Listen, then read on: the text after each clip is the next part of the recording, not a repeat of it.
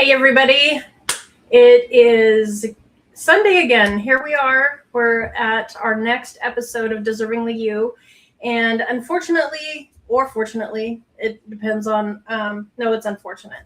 John is out in the middle of the boonies, and so he is unable to join us tonight. He said that he's going to try to get on the chat if he can, but unfortunately, he's not going to be joining me for our regular back and forth banter and teaching. So it's going to be me tonight. I'm going to be covering the topic of the sorting the memories. So hopefully we'll get some people. I'm feeling a little bit lost and alone without having my sidekick here. It's, you get so used to having somebody beside you and having it's almost like a security blanket, right? When we're used to doing something together. So I ask for your grace tonight as I do this on my own. And I'm not sure, John, Mars, I'm not sure where everybody is. And I know that there's some people that have got some family in town since it is more of a holiday weekend and stuff. So that might be where some of them are. But thank you for joining us or joining me. I probably will say that through the night. I'm so used to John being here, so it's us. So anyway, I will go ahead and jump in with our topic. So as always, welcome to Deservingly You. This is that space where we want to talk honestly about what it takes to rebuild after systems of control and learn how to live our lives in a way that is self-led. I am Shannon Avery Briggs. I'm a certified transformational resilience coach, and I'm co-founder of Luminous Connections, our company, and the Exit Generation movement. Now, tonight, we're going to be closing a chapter. Last week, we had said something really simple. We had talked about decisions, and we said, when you're in doubt, don't decide. Don't decide yet. And tonight, we're going to be building on that because before you can decide what to keep, you need to learn how to sort. So that's what tonight is about. We're going to give you some ideas for how we can look at memories that have been knocking and decide what we can actually do with them. So by the end of the tonight, you will have the opportunity to take one memory and put it on a shelf and then see what we can do with it. And this isn't because one memory is going to fix everything, but because maybe for the first time, you get to decide what to do with each one of them. And you don't need somebody else's permission in regards to your memories. So I went through this myself, and it can change the whole relationship that you have with your own past. John and I have talked about some of the things that we have been through and even some of the memories that we've experienced. And so we've been able to do this and be able to, it's like tell the story without having to relive the pain. So that's what these tools tonight that we're going to be talking about, that's what they're designed to do, to be able to help you to do that. Now, like I said, John isn't with me tonight, but he is my partner in this, and he also is a certified transformational resilience coach. And there were a lot of times, maybe you've experienced this as well, where you may have had memories that you didn't know what to do with. And you may have tried to bury them, or some of them end up coming up over and over and over, and you're trying to figure out what they really meant. And some of them, when this happens, it can feel like an ambush. And how do these show up? How can they show up? They can show up like as a song. It may even be a smell. You hear a phrase that somebody says in passing, and then suddenly you're right back in that instance and feeling the way that you were when you had experienced that situation. And one of the things that we had learned, I remember when I was first going through this, and I was talking to one of my mentors, and he was like, I want you to be able to have your memories and have it basically be kind of like one of those old time movies where you can still have the memory and still know what was going on, but you're not re-experiencing the emotions that are tied to it.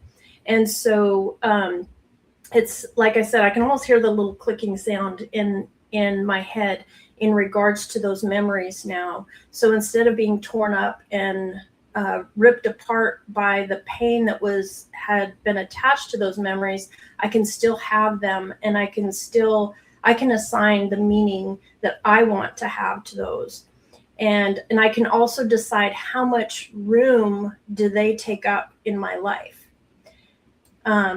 One of the things when we come out of high controlled environments, somebody else can be assigning the meaning and assigning what that memory meant, whether you're allowed to be sad about it, whether you're allowed to be angry, and whether your version of that memory even ever counted.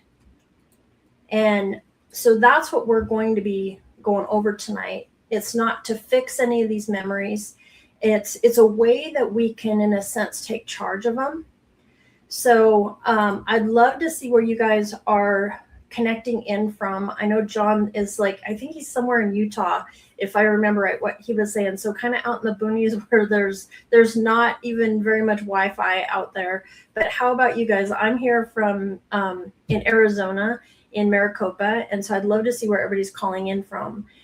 The other thing too is if conversations like this matter to you, please hit like, subscribe, and notify so that you don't miss what we've got coming next. So let's go ahead and dive into it further.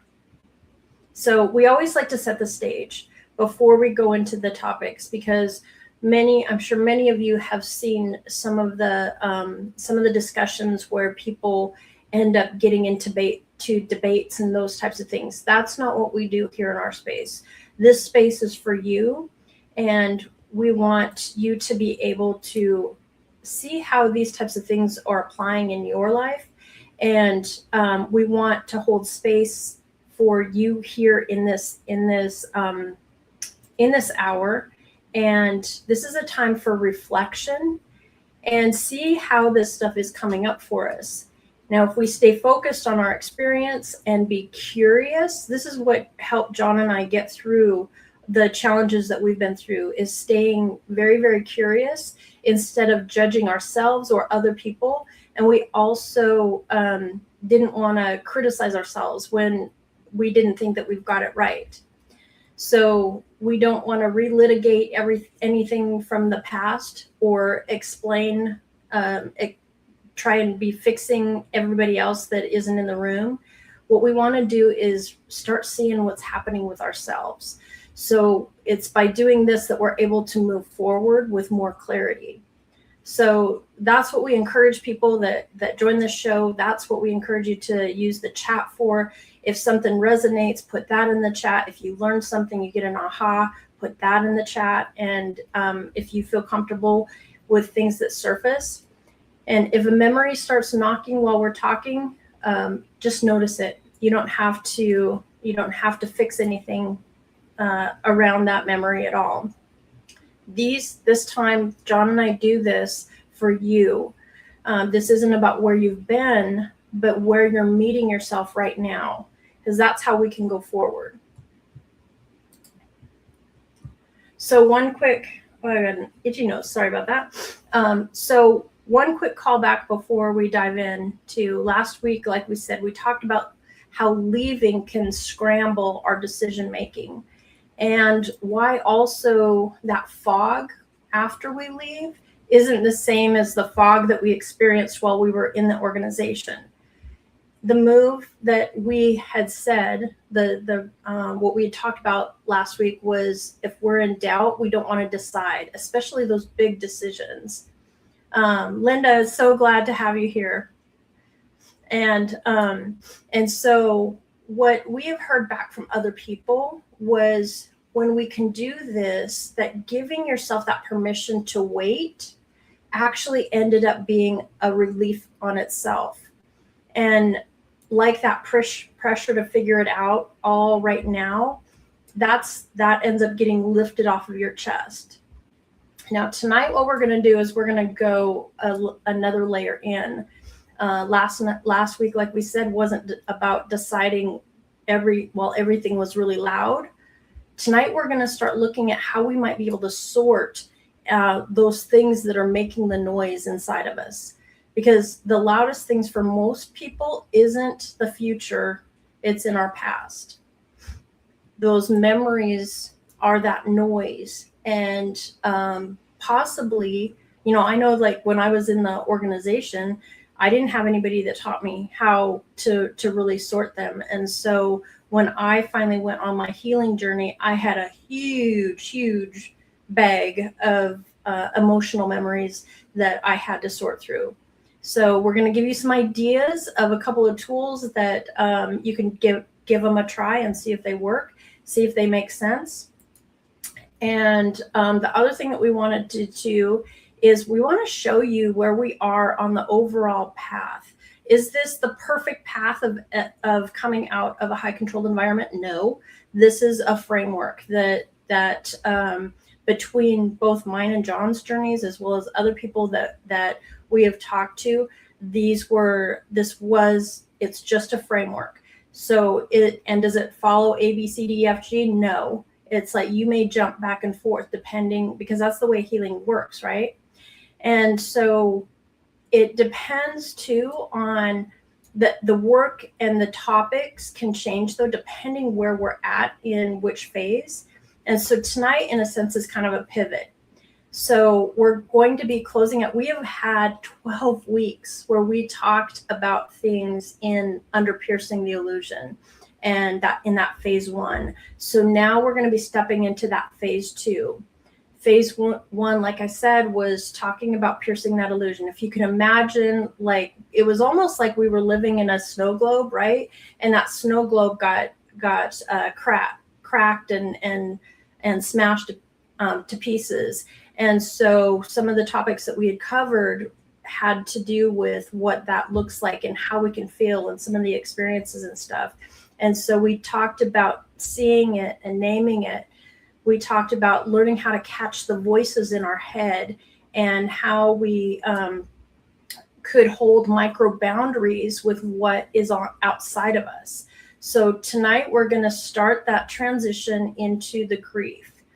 And we called the phase 2 allow the grief, and we want to be honest about what that means. It doesn't mean that we sit down and make all of us cry on cue. And the other thing that it doesn't mean is that we drag ourselves backwards.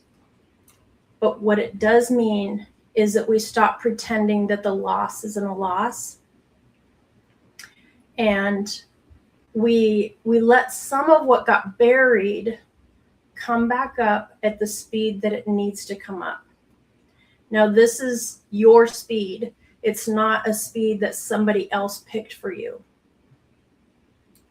A lot of people, that grief is already there, but they may not even recognize it as grief, because sometimes grief can come, it can look like anger, or it can look like we might check out, or even like a certain version of you. So it's not the true you that's coming up because we're experiencing this grief. And that version of you that couldn't get out of bed, for example, on certain days, and we may not have known why. The other thing that I know that I've experienced with part of the grief is, and being shocked by it, was having a sense of joy while also being in the grief and being confused about feeling that way. And then the shame and the guilt come because it's like, oh, I'm not supposed to be feeling this way because I should be grieving. So a lot of times when we go through this, we don't have the names for it. So tonight we're going to be closing out on the phase 1, and we're carefully stepping into the next. And that door that we get, Linda said, our own timing, we might not recognize our own grief. That is very, very true. And so the door that we chose to open this to get there was memory. So that's how we ended up coming up with this topic for tonight. So tonight, what we're going to be going through together is, it's not a bunch of heavy processing, but a practice, there's going to be a couple of pieces. And I'd love to have you guys give it a try and see what you think about it.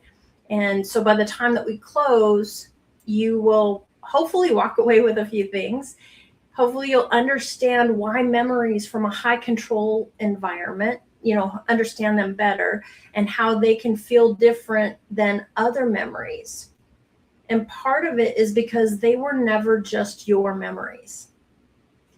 You'll also, second, you'll meet something that we called the memory shelf. And it's a simple tool, 3 shelves, 3 imaginary shelves, the now, the later, and the archive. And we're going to walk through how we can use that.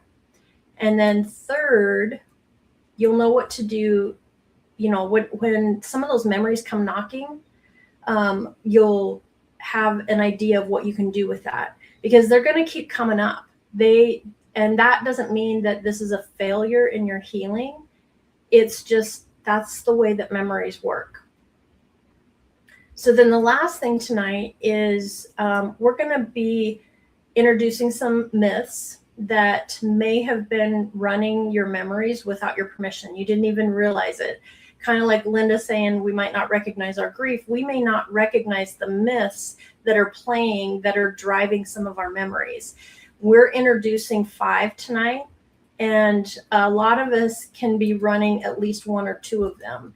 And so we'll introduce those to you and see if you resonate with any of them and spot any of them that might be having that effect on you. So we're going to, like we said, we're going to look at memories, we're going to look at shelves, and then we'll see how the night ends up with.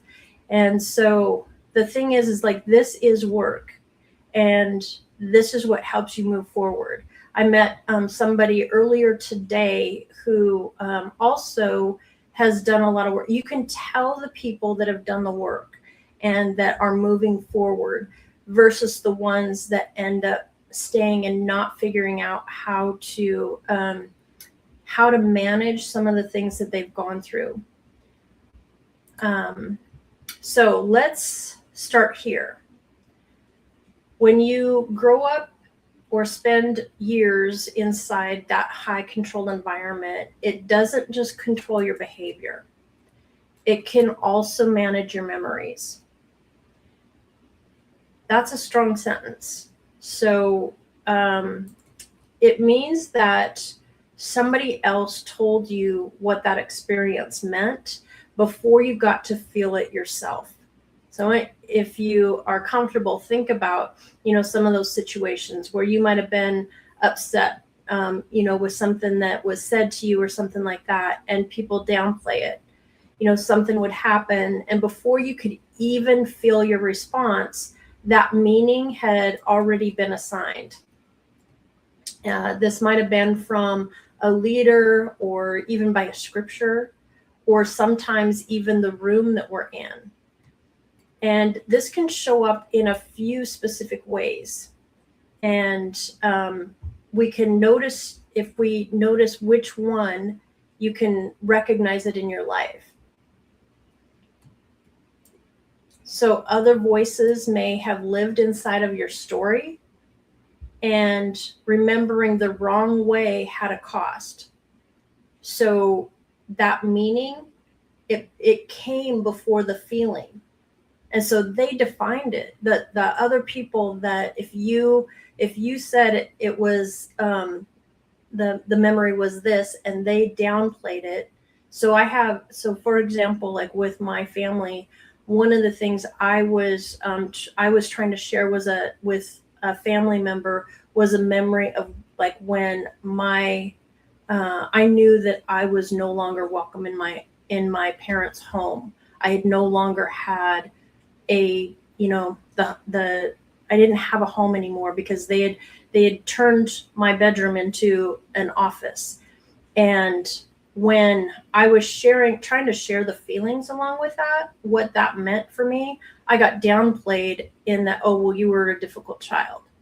So if that's something, that may have, some of these types of things may have landed, I'd love to see what you've got in the chat. And whether you're live or whether you're on the replay, just so that you mark it and you name it. Here's the shift in the situation. You actually get to take a look at the event from the verdict that was placed on it. And this is like I was just saying, like with the situation with my sister, it's like the event that my thing was like, I'm a difficult child, instead of I was hurt by the fact that my parents had no longer had a bedroom for me, and so when you go through these types of situations, you now get to separate your voice from those borrowed voices. So with me leaving my childhood home is no longer the voice of my sister. As I leave that, it's mine. I no longer had that childhood home. So then the question that opens this phase is that phase 2 question. Who am I now? So not who you were told to be.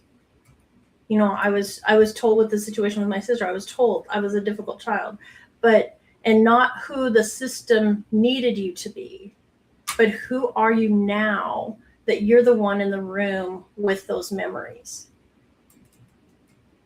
And so the question, that's the question that opens up our whole phase 2, as well as the rest of the night tonight. And it's one way that you can start answering it. Hopefully that made sense, if I was saying that right.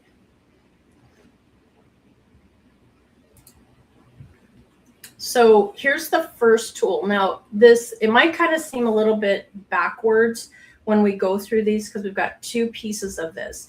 We're actually going to talk about the shelves first, and then we're going to talk about the actions that we do with the shelves next. So this is what we call the memory shelf.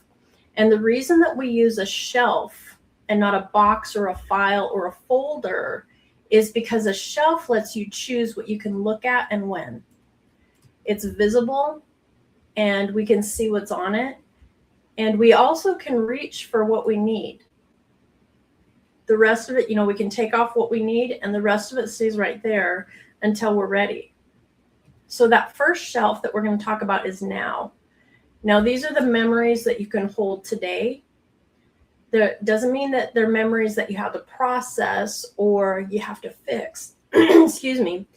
It's just the ones that you can look at with curiosity. There's that word again. John and I talk about being curious a lot.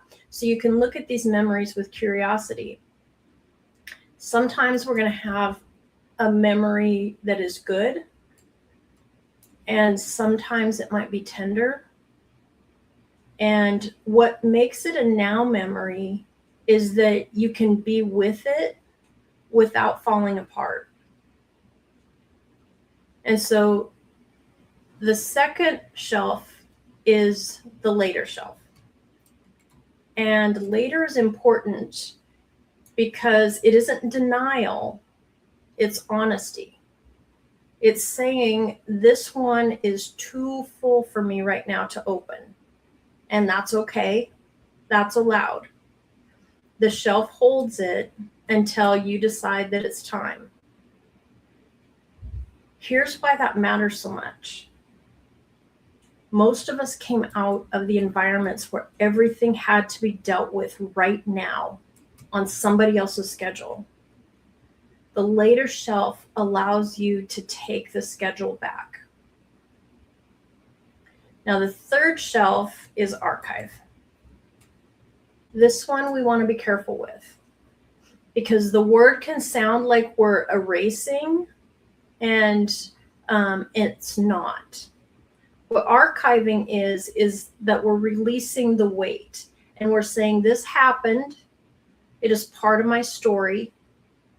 It no longer needs my daily energy. And the thing with the archiving too, there may be a delete button at times. One of the ways that you could kind of think about this too is if you think about a curator in a museum, they specifically choose which artifacts that they're going to show in the museum and which ones stay in storage. And they do this deliberately and with intention. So curation is not a way of avoidance. It's actually agency. And then agency is what was taken from you in there within that system. So this gives you that power back. So these are the 3 shelves. Like we said, we can, if we think about a memory and like where we're going to put it, whether we're able to sit comfortably with it, whether we need to, it's too big for right now and we're going to schedule it later, or whether it goes into storage, into archive until, and we'll choose to pull it out at a later time. So now we've got the shelf. Let's talk about the move, how this works. Because a shelf that you don't use is just a piece of furniture, or it's a dust collector. So here's the move. It's 3 steps. And it can take about 30 seconds. And that's pick, tag, place. So first of all, what we do is we choose the memory. We pick the memory, right? Not all of them, and it doesn't have to be the hardest one. It's not the one that you think that you should be working on either. Maybe it's one that has been knocking, it keeps coming up over and over, and it may have surfaced this week, or even came up while we were having this conversation tonight. So then what you do after you pick that memory, you tag it. And tagging that memory, we identify 3 tags: the time, the tone, and the voice. And this is where we're defining the story around this and assigning that meaning. So the time, when did it happen? Do we have a specific date, or is it childhood, last year, last Tuesday? The tone of it, what's the feel? What emotion came up when you thought about that? Is it heavy? Is it tender, sharp, or numb? And then the voice. Now here's the piece that really, really matters, because when we bring this up, whose voice are we hearing when we bring up this memory? Like I said with my sister, it's like initially, before I redefined that memory, it was her voice that I was hearing inside that.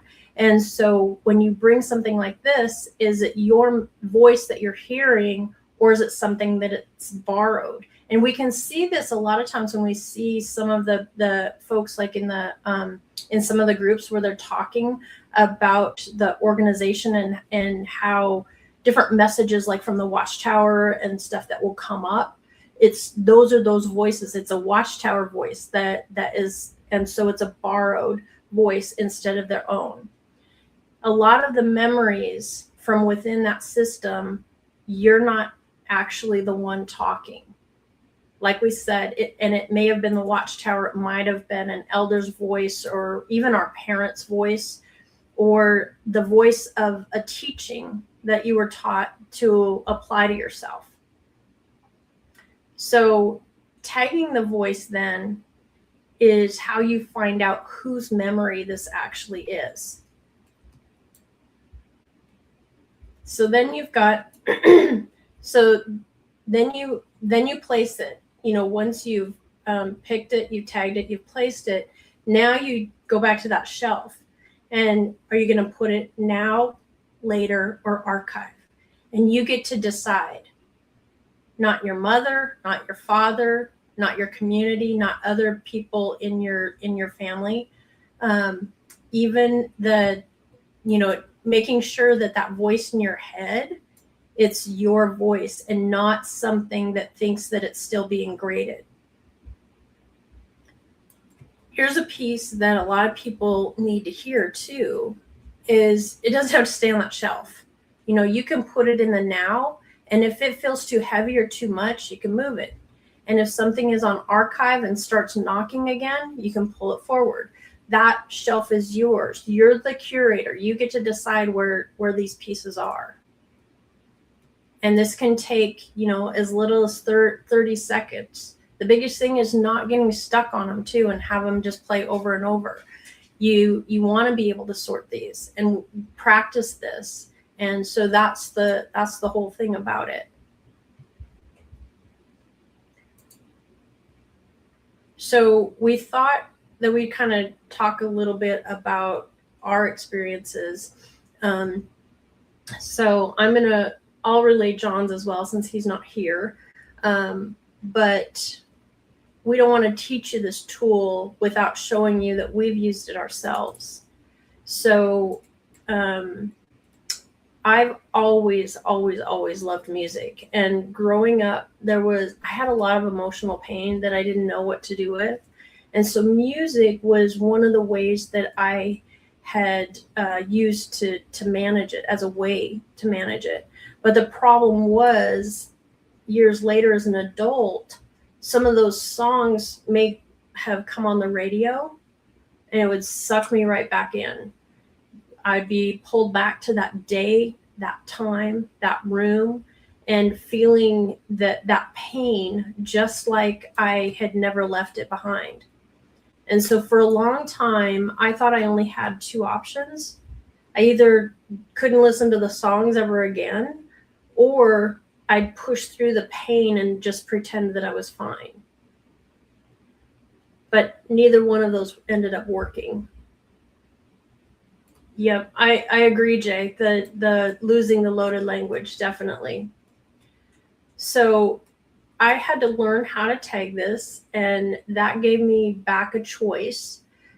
Tagging wasn't the only thing that I used, though, along with this. I also used acupuncture. So the combination of and I used journaling to help me to tag it as well. So between the acupuncturing and journaling, I was able to do that. Now, it may sound strange, but between the two, learning how to tag it and learning how to release, that was one of the ways that I was able to get to where I am today.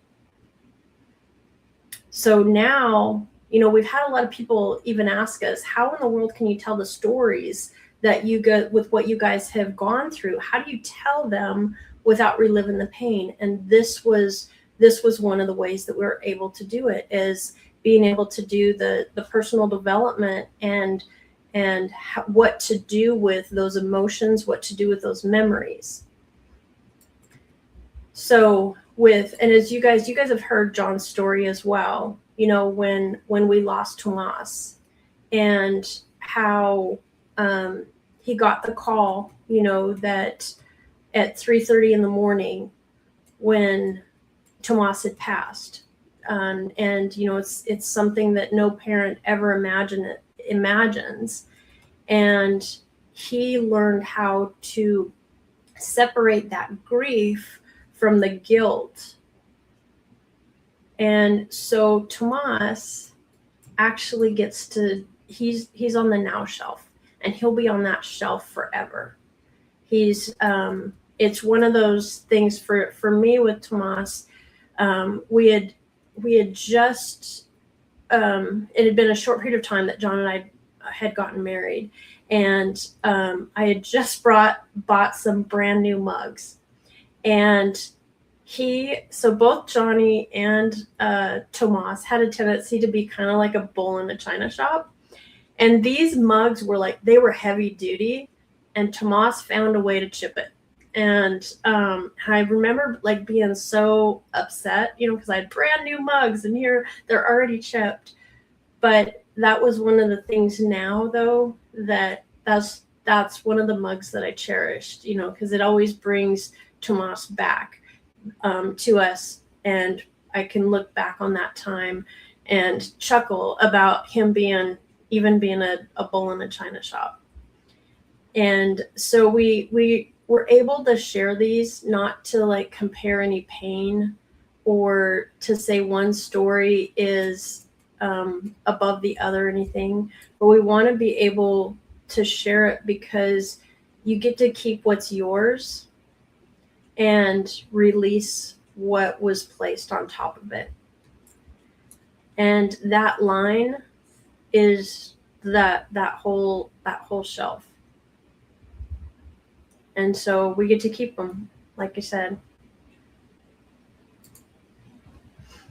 Okay, so coming on to the next idea, we want to walk past a few myths that can end up quietly running on people's memories without their permission. Now, I'm not going to read all 5 here. We're going to let 1 or 2 of them stand out, and if you guys want to come back to this slide, we encourage you to do that. But just notice which row sounds most familiar to you. Now, one of them that I'll name is the very first one. I have to process it all. You don't. You can curate, like we said before. It's progress. Curation is progress.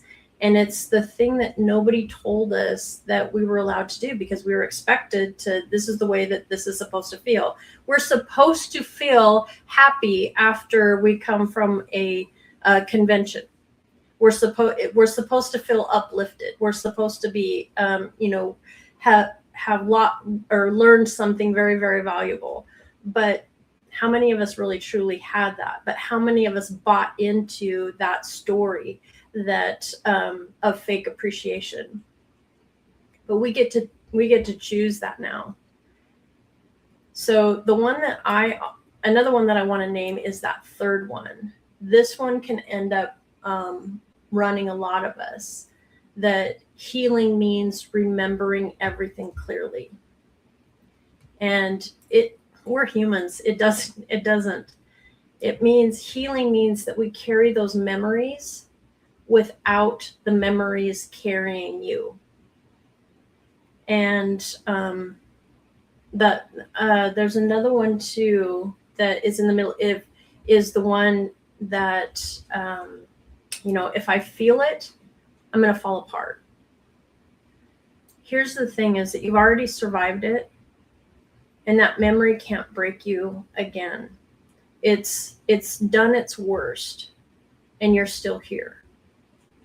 So I definitely invite you to see if any of those relate, and one that maybe made you flinch a little when you read it. Anybody relate to any of these?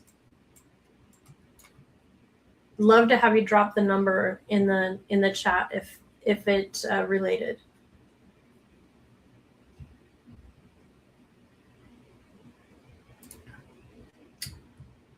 All right, so we have a little mini challenge for you. And we keep it small on purpose because, with the high control environment, it was always something big. It's like they made it sound like it was small, but it was like always do more, always do more, always do more. And so tonight we just invite you to select one memory and one shelf, before you go to sleep tonight or sometime tomorrow, that one memory, and see if you can tag it and see if you can identify that tone and the voice. Whose voice are you hearing?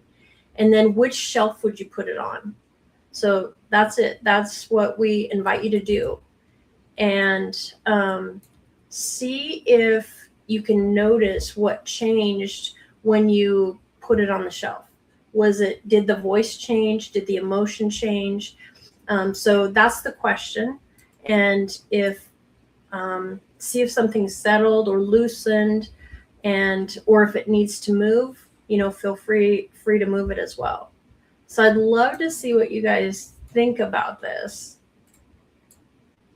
So I challenge you and to take it on.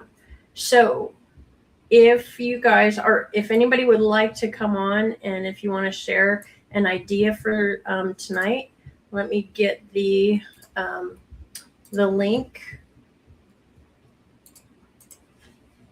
because I feel all by myself tonight. I feel all by myself up here. So I would love to have you join, and if hear what I want to hear, if you guys think what you think of this topic and if it related or not, because that's the other thing too. It's like getting feedback, how we can talk about some of the different things that can help you guys the most that you can, or that we can. So I feel a little tongue-tied without Johnny here.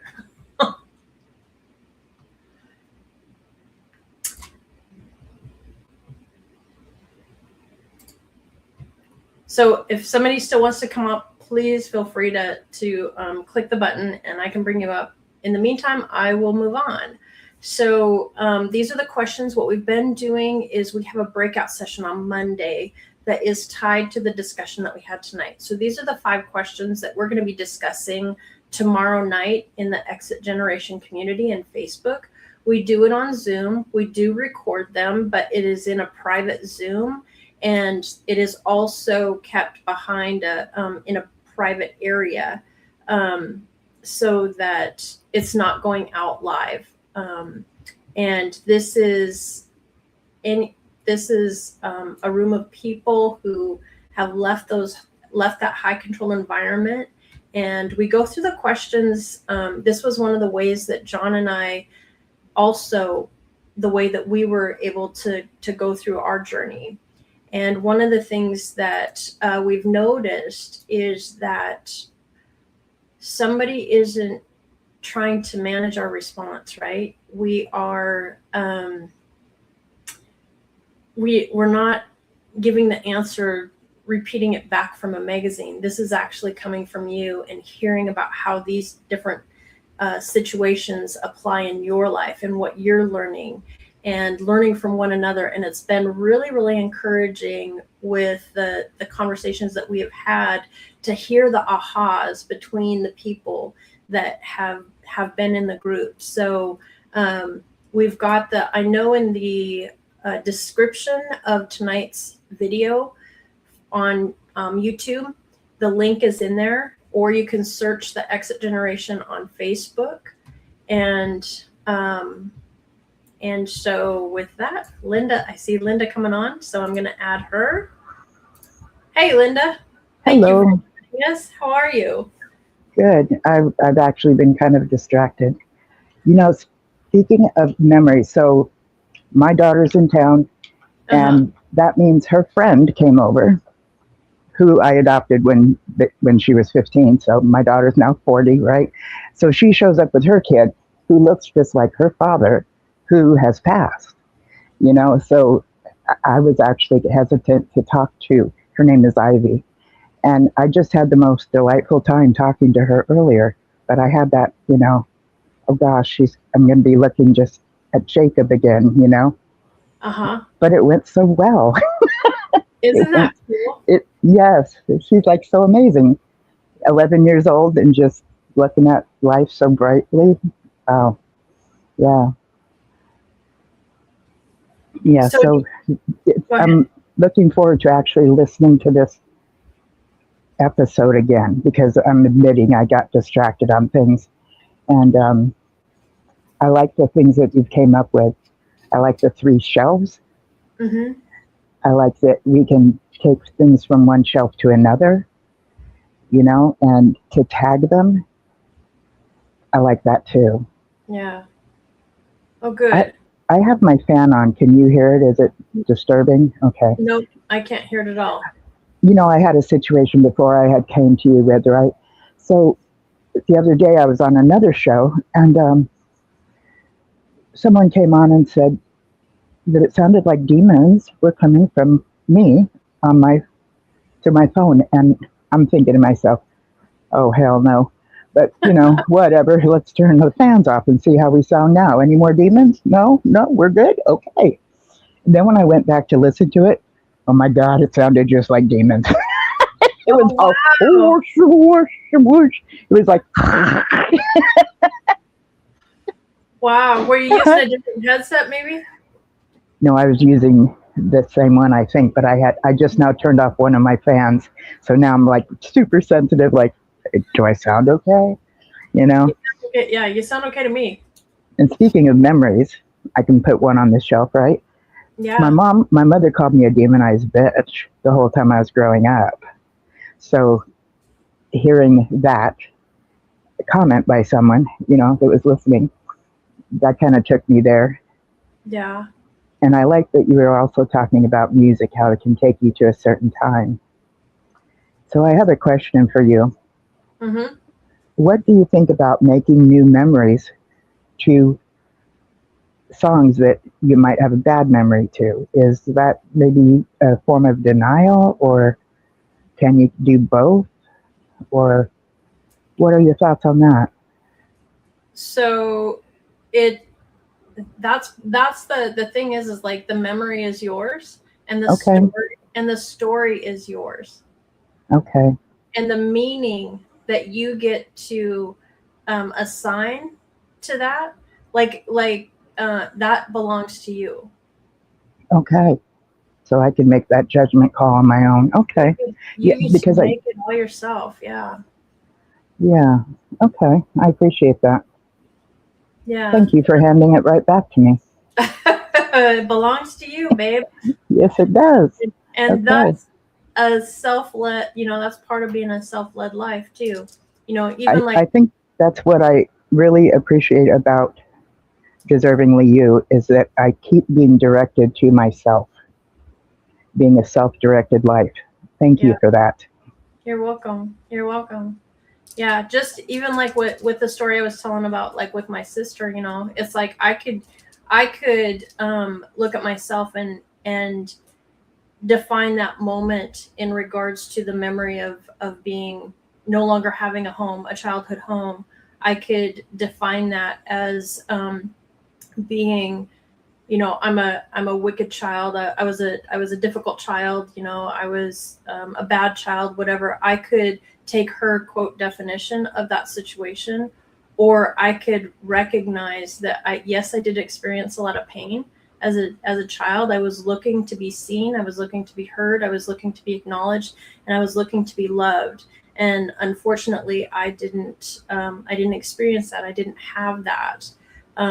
Does it mean that I was a lost soul? No. It's like I got to define that.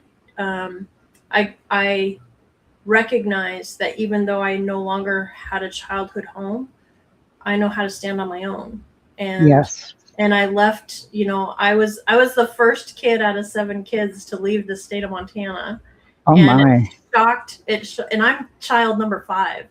And so it shocked my whole entire family that I did that. But part of that also was like, I knew that I could stand on my own. So being able to, flip the script and redefine that story, it doesn't mean that the pain wasn't there, but I'm not affected by it. Does that make sense? It does. And you sharing that with your sister, letting her know how intimately hurtful it appeared to you, what it meant, how you received it, and she had to justify it with, well, you were a difficult child. Yep. Like drama, dun, dun, dun. Like really, justifying this. I mean, justifying it over what you experienced.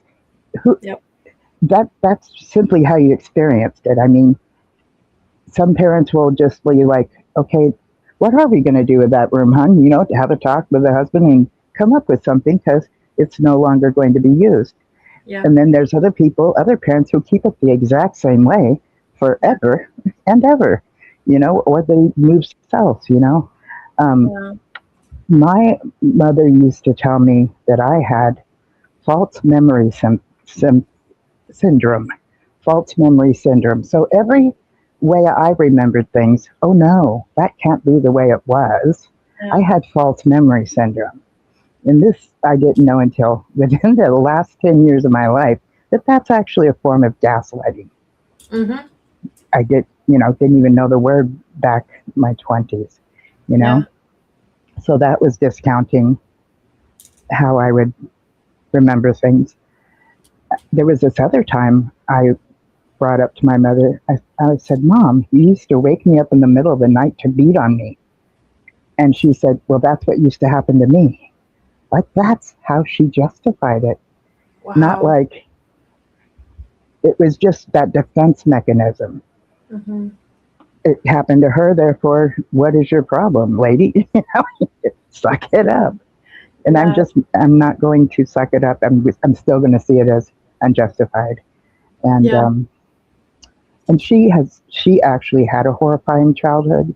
And I Mm-hmm. get that she is the way she is, but Mm-hmm. it also doesn't mean that it was okay for me to be treated as I was. Right. And Yeah. when I left home, it was because I got kicked out Yeah. because I refused to break up with a non JW boyfriend. So um, elders come around. I was 19 too. So elders come around. They tell the parents, if your kid's not going to follow the directions, time to kick him out. Yeah. Let me see. So it looks like Hunter's trying to use the link. Um, Oh, well, let me step that away then. Let do me you? Yeah, say but Linda, goodbye. before you do, I'm Hmm. not sure why he's not able to do it.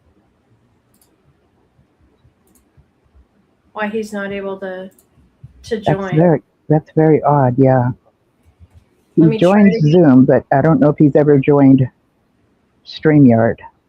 Yeah. Yeah. I may not have seen him too if he came into the in there. Hey Jay, and involuntarily homelessness. Hello. That's Hunter. That's Hunter. Oh, that's you. Okay, So that's Hunter. That's our buddy. that's right. Deserving. Okay, All right. I'm gonna add you. So Linda, I will take you off. Okay. sure. Thank you All for right. letting me join you. Then, You bye betcha. bye. Bye bye.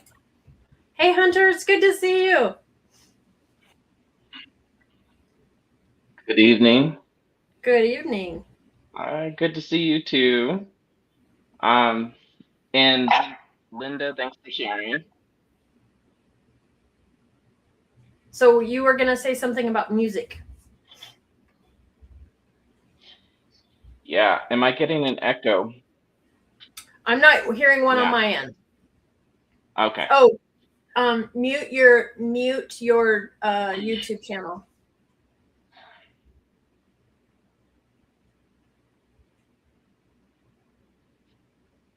I closed it out. Okay. Okay. There you go.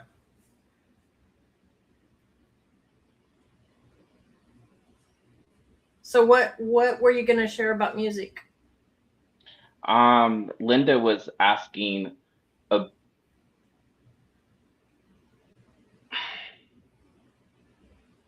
I'm still getting an echo. Um. Um, I heard Linda talking about music, and you also, and how important Mhm. it was in your life. That's something that is um indicative of being neurodivergent is listening to music and remembering a lot of music, especially if you can remember times, exact times, events in your life when music was playing and you felt the exact certain way. Um, so it is completely normal as you grow older for your feelings to shift when you're listening to music and to feel differently about it. Linda had mentioned trigger songs. A trigger song is something that will, take you directly into a traumatic memory or some memory that you may not necessarily want to revisit. One thing that I was working on, I was building an app where from a psychological standpoint, it takes your favorite music and it takes your trigger songs and it helps you to readjust. It's what would you call it? A music. like self-care app. But so you take this trigger song, and what it does is the app would do is it shifts the trigger song into something that is more bearable. Mm-hmm. For I'll give you an example. So if you have a certain trigger song that makes you feel helpless and hopeless, you can shift your music playlist to something that is more positive. And that way it helps you to shift your entire mindset from the negative. And one way of doing that is by taking a song, say, for example, um, Phantom of the Opera, Point of No Return. Yeah. Okay, so I like the song Point of No Return because when I left the organization, I was always like, I'm way past the point of no return. It's Yep. like, I'm never going back. So what I do with my playlist is I shifted it from that song into a instrumental. I listen Mm-hmm. to the instrumental version of the song, and it gives me more of a comforting feeling, like that was in my past, and it's a way to move forward. Yeah. So that was what I wanted to share. Oh, well, thank you. That I do kind of something very similar with mine as well. With I've done that with other songs in the past as well. So so thank you for sharing that, and let us know when have you developed that app then? Maybe about 3/4 of the way through it. I would love to Okay. have other people participate in helping. I don't know who is out there that's interested in something like that. Yeah, well, we can if you've got like a connection, we can put it in the group and where they can get a hold of you. Or we could even make a post here on Deservingly You if you wanted to. Hmm. Yeah, well, thank you for that. You betcha. So, yeah, thanks for doing the show. You're doing a good job. Oh, thank I you. You're was so sweet. I was lurking in the background most of the time because I was kind of doing work and have you on my earbuds here. So, Yep. All all right. right. Well, I will finish this up, and so thank you, and we'll see you tomorrow. Great. Yep, we'll see All you right. tomorrow. Have a good All night. right. Bye bye. All right. So go back to our a piece. Just be. Yeah, that was so Jay's talking about the if it's a song you used to like, try finding a new version. Yeah, that's a good idea too, like making it country and stuff. Yeah. So like we were saying, we'll be going over these 5 questions in the Exit Generation Facebook group tomorrow, and we share our thoughts. Each we take turns in having the talking about this. We'd love to have more of you join us. So the link is in the description of this video, as well as if you go on Facebook, you can do a search for the Exit Generation, and we would love to have you there. So we've just really been enjoying it. So as we talked about before, this is the beginning, that doorway into phase 2, the allowing the grief.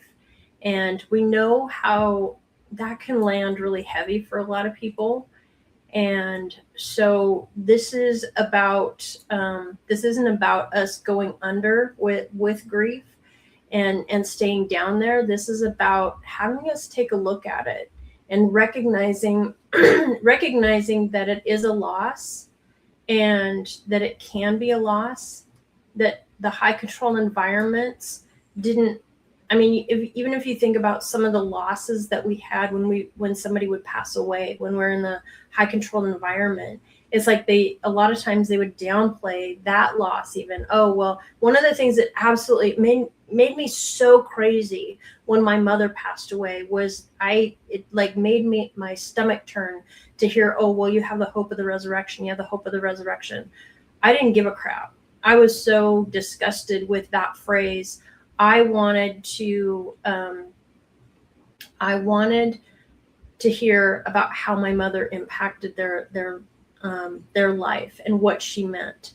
And so even in those type of situations, we weren't allowed to have a loss, and we had to consider it to be a test or even a blessing or proof that there was something wrong with us, and we would end up having to shove it under a rug, so to speak. So what we're going to be going through next is we're going to let it be a loss.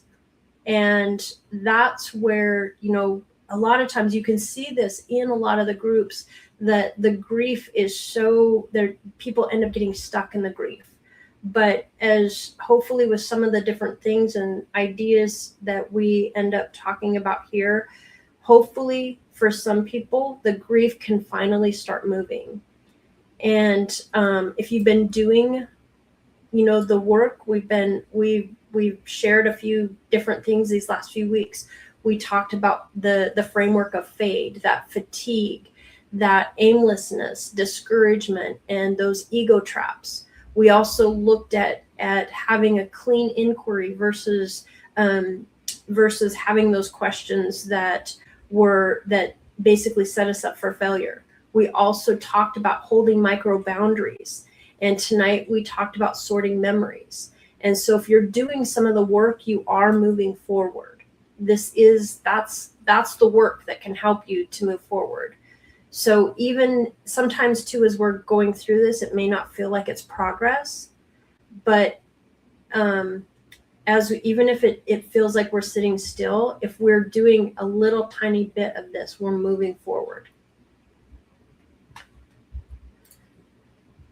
So tonight, let's take a look at what we covered tonight. We started with why memories feel different after a high control environment. Your memories weren't just yours. They were interpreted, and they were assigned meaning by other people before we could feel them. And so tonight we started taking a way that we can take them back, and we can start looking at them. We can decide what shelf to put them on. We gave you that memory shelf, that now, that later, or the archive. And that shelf, those shelves, those 3 shelves, that belongs to you. So then we talked about also what we can do with them, the picking, the tagging, and the placing them. Just even taking, choosing 30 seconds. That's a practice if we can do that. And then we dove into some of the myths, and that we don't have to process it all, and we don't have to open every single box. You're the only one. These are your stories. You live inside that story. The goal ultimately, though, is that we have healthy stories. That's what we want. And the question that ties everything together is, it's not why can't I just move on, but what is this memory trying to tell me? And when we can have that, when we can start looking at that, we can start moving forward. Yeah, Linda said, it doesn't allow much for grief, taking time to do that. So most people, when a memory shows up, they'll ask that question that keeps them stuck. Why can't I just move on? And that question doesn't help you. It puts you, in a sense, it's like putting you on trial for something that isn't a crime. And so it makes that memory, in a sense, feel like it was evidence. And Linda, I think with what you shared tonight about your mom, this might resonate with that, because that evidence is actually just a story. And when she would, for example, when she would say to you, that you made up the stories, or you have false story syndrome or something like that, the evidence that they presented to us is just a story, and it was a story telling you that you're not healing fast enough. For example, you might be going through this as you identify these with the question, why can't I just move on? You may be telling yourself that there's something wrong with you, or that you're falling behind on some timeline that you didn't agree to. So instead of asking a question like that, why can't I just move on?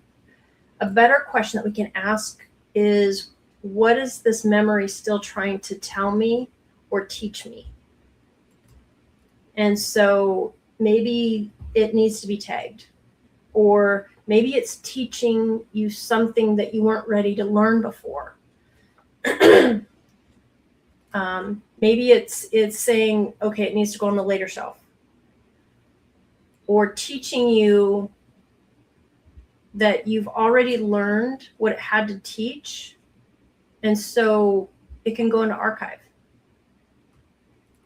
Maybe it's asking just to be seen by you without somebody else's verdict stapled to the front of it. And I found this a lot, even with fear. It's a lot of times it was just like the fear wanted to be seen, and once I could identify the fear, it would dissipate and weaken. So one of the things that we'd like to remind you is, once again, you're not a problem to be solved, but you are worth sorting. And this tool, if you want to give it a try, it's one of the ways that you can begin. So we've talked, we're going to be going into allowing the grief. And so over the upcoming weeks, we're going to talk about a lot of what people don't expect. It doesn't, like I had mentioned before, sometimes it doesn't look like grief. It may show up as anger that we couldn't explain. Yeah, Jay, you're right. Your memories are definitely yours, even if your mom has a different one about the same event. Yeah. Some of the things, like with grief too, it can show up as exhaustion that when it didn't match what we were doing that day, or the days that we couldn't get out of bed. And a lot of times, one of the things, like I mentioned earlier, it can even show up as joy or relief. And when that ends up happening, then we can end up having those emotions of guilt and shame for feeling that. So we're going to be talking about that over the upcoming weeks. And we're going to start with a practice that helped us when we first woke up, and that's grant yourself grace. Now, this doesn't mean grace is like some soft little idea that you tell yourself, when you're struggling. We mean this as something that you do. These are visible acts that says, I'm going to take care of me today. And so we're going to get specific about that next week, because grace isn't something that you wait to feel. It's actually something that you choose. And it's demonstrating kindness towards yourself. And then you do it again, and you do it again. So this might sound like it's small. That's the point, because these acts are small, but the piece about it is that they're done on purpose, and they end up helping us to change how we treat ourselves. And then that ends up growing bigger. Buster, hey. I've got dogs that are barking next door, so my dogs are starting to go crazy. So I apologize for the barking dogs in the background. So a lot of us have been waiting our whole lives to be self-led. And so some of these practices can help us to do that. And so if you haven't, please hit subscribe. Please share this. I envision, there's a lot of broken people out there that have come out of the organization. And the more that we can help and grow and become stronger ourselves, I'd love to be able to stand in unity and in autonomy.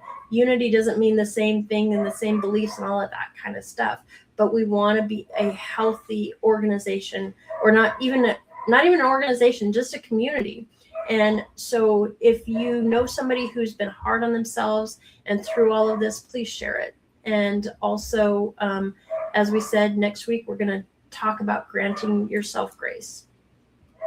So the quote tonight is, you may not control all the events that happen to you, but you can decide not to be reduced by them, by Maya Angelou. So I absolutely love her. She was like such an amazing, wise woman, wasn't she? So anyway, with that, that's what we have for you. That's what Johnny's here with us in spirit. So thank you for being here and for trusting this space with the memories that you brought tonight. And if it was helpful, once again, please like, subscribe, join us in the Exit Generation, and come have conversations, and let's see how we can work through this together.